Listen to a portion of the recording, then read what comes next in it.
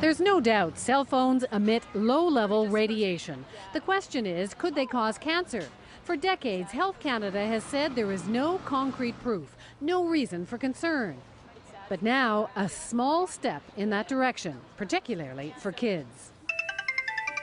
In a press release today, Health Canada encourages parents to reduce their children's RF exposure from cell phones, since children are typically more sensitive to a variety of environmental agents. It's a message parents in other countries have been getting for years. The UK, Germany, Belgium, Israel, Russia, and India have all warned that kids, even teens, should limit their cell phone use. And what's the advice for adults? Health Canada now reminds cell phone users that they can take practical measures to reduce RF exposure, such as limit the length of calls or use text messages or hands-free devices instead. Cutting back might be hard. There are more than 24 million cell phones in Canada, and a lot of those users are kids. My first phone, I would probably about 8, 11-ish. The wireless industry was not available for interviews, but issued a statement basically repeating what it's always said, like this comment by Bernard Lord last spring. We abide by those standards that are set, and we fully believe that the products that we have that are safe. On its website, Health Canada has always advised these measures if you're one of those people who are concerned. Now it's encouraging everyone to take these precautions. So does that mean Health Canada is now concerned? Well, no one would talk to me on camera, but on the phone, a spokesperson didn't really answer, just said the science is still inconclusive. You know, they aren't the only ones to be quietly suggesting people pay attention. Peter, I have a question for you. Have you ever read all the fine print in the booklets that come with cell phones? The truth, no. Probably most people are like you. This is the BlackBerry manual. It says to hold the device an inch away from your body when the device is turned on. The iPhone manual says to hold that device 5/8 of an inch away from your head when you're making a call. Who does that? And yet it's in most of these books. Like Health Canada, they're trying to offer helpful information and also making sure that they can't be accused of not telling you that this could be an issue. That we need to find a way to have a 21st century plan of which whatever metering technology is chosen is so attractive and so proven safe that people will opt into that rather than having to opt out. So the Green Party is calling on BC Hydro to help the installation of wireless smart meters, to put in plan a long-term energy plan that is one that is discussed in consultation with the people of British Columbia, and where people have an ability to say no to something that they think is in a detriment to themselves and their families. Thank you. I'd like to thank Jane Sturck there speaking. Second up, we have Dr. Magda Vass, Associate Professor from Trent University. Thank you very much. I'm going to be making 5 key points about related to the health effects of radio frequency radiation. The first point is that smart meters generate 2 types of radiation. One is microwave radiation that comes through the air, and the other is dirty electricity that comes through wires. Both of these have been shown to have adverse health effects. The type of radiation coming through the air is pulse, which means there's a very high peak and then it drops down low. And most of the science that I've been able to access shows that pulse radiation is much more harmful than continuous wave radiation. The smart meters in British Columbia are going to be meshed, which means they're talking to each other. And if you happen to be the collector side, if you happen to have a smart meter that's a collector side on your home, you're going to be sending not only your information, but information from other smart meters, which will increase your exposure and the frequency of the pulses that you're going to be exposed to. The smart meters are operating 24/7, and you can't get away from them. This is new technology, and there have been no studies looking at the long-term health effects of smart meters that are on your home. And so we have to rely on other types of research that deals with cell phones or cell phone antennas or Wi-Fi, wireless baby monitors to tell us what is likely to happen with smart meter devices on your home. Point number 2, the World Health Organization in May of this year came out with a statement that radio frequency radiation from cell phones, from smart meters, from Wi-Fi is a possible human carcinogen. That just came out very recently. And so you're going to have a device on your home that generates a possible human carcinogenic substance. Every home is going to have smart meters, and I think this is where you have to have a choice as to whether or not you're exposed to this wireless radiation. Point number 3. In addition to cancer, there are a lot of other health effects that have been associated with wireless technology. The meters affect reproduction.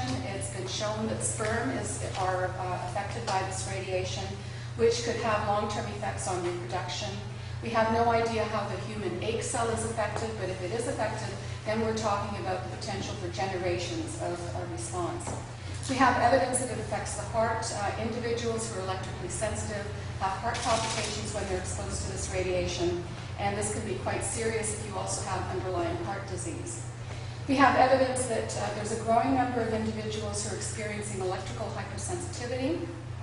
Their symptoms are variable. They include poor sleep, difficulty thinking, chronic pain, chronic fatigue, mood disorders, dizziness, nausea, tinnitus. So a lot of different symptoms fall into this particular category. And instead of calling it electrical hypersensitivity, I call it rapid aging syndrome, because the symptoms that you experience are those that we experience as we age. The major difference between real aging and electrical hypersensitivity is when you're not exposed to the radiation, your symptoms diminish or they disappear entirely. We think that electrical hypersensitivity is affecting at least 3% of the Canadian population, which is close to 1 million individuals. The analogy that I'd like to present to you about how relatively harmful smart meters are compared to other technologies is the analogy related to cigarette smoking. Smoking a cigarette is like using your cell phone. You're exposed to the radiation firsthand, and that's likely to be much more damaging than secondhand smoke. But having a smart meter in your home is like being exposed to secondhand smoke because it is a possible human carcinogen. Point number 4, what does the future hold in store for us? Initially, it starts with monitoring electricity. In Ontario, they're beginning to monitor water, and eventually they will begin to monitor gas. And so you're going to have levels of radiation increasing in your home every single time a new wireless monitoring system is devised. In addition to that, we're going to have what's called smart appliances, which means you're going to replace the fridge, the refrigerator, the air conditioner unit you have in your home, so that it can also communicate with the smart meter devices, and that's going to increase your level of radiation again. So the secondhand smoke level analogy means that our levels of radiation are constantly going to go up and up and up. And the final point I would like to make is that there is an alternative to wireless smart meters, and that is to put the radiation on the wire. You can use electrical wires, you can use your phone line, you can use cable, or you can have a dedicated wired system in your home. And I think it's extremely important to give people a choice, particularly if they're electrically sensitive, particularly if you have young people in your home, because they're much more sensitive to this radiation. If you have an impaired immune system, or you're elderly, you're already dealing with cancer and other health problems, then I think it's absolutely mandatory that you be exposed to as little radiation as possible, and you can only do that if we oppose the wireless smart meters and go to something that's wired and doesn't cause the problems. Thank you very much. Thank you, Dr. Havas. I'd like to next give a warm welcome to Elizabeth May of the Federal Green Party. Elizabeth. Thank you. I'll try to keep my remarks very brief so that we have time for questions for all of you, and thank you for coming. And also, I'll add a bit in French for mes amis en français. As the federal leader of the Green Party of Canada and member of Parliament for Saanich Gulf Islands, BC Hydro's plans are not in my jurisdiction. I am, though, a BC Hydro customer. I'm a British Columbia resident.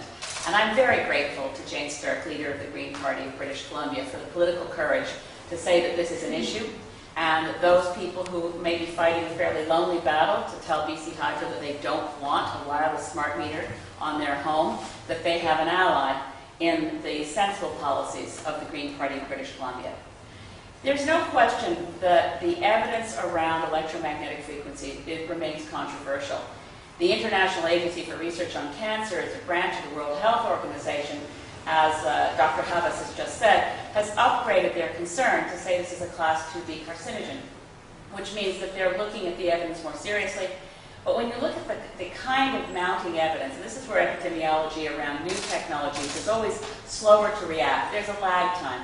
And in the same way that when my grandfather first died of lung cancer, it was still controversial to say that cigarette smoking had caused the lung cancer.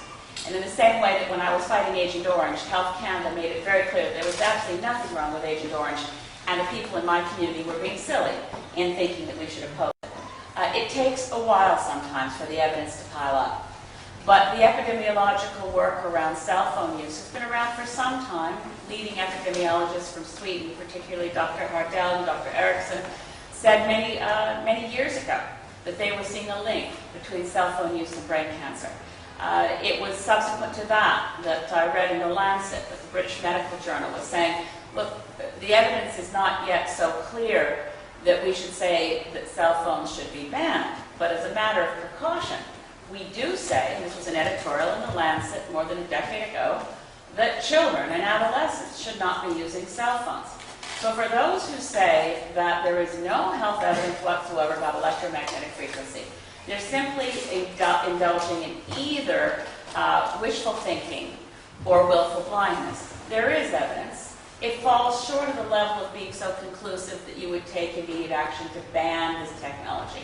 But sensible use and precaution is required, particularly for those who are sensitive, particularly for children, and particularly in an instance like this, where BC Hydro has a monopoly and is giving its customers no choice. So it can become commercialized and competitive more quickly. So going to what Jane is saying about the need for the whole system to be smart, we're starting at the wrong end. We're installing a particular type of smart meter. Live blood analysis and electrosmog.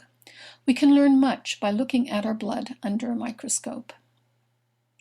This short video shows a macrophage, which is like a vacuum cleaner, engulfing bacteria among red blood cells. I decided to find out what my blood looked like.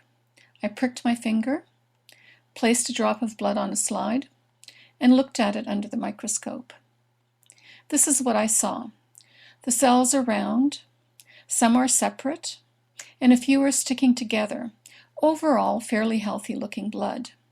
This testing was done in a clean electromagnetic environment, and I did not eat or drink before or during testing.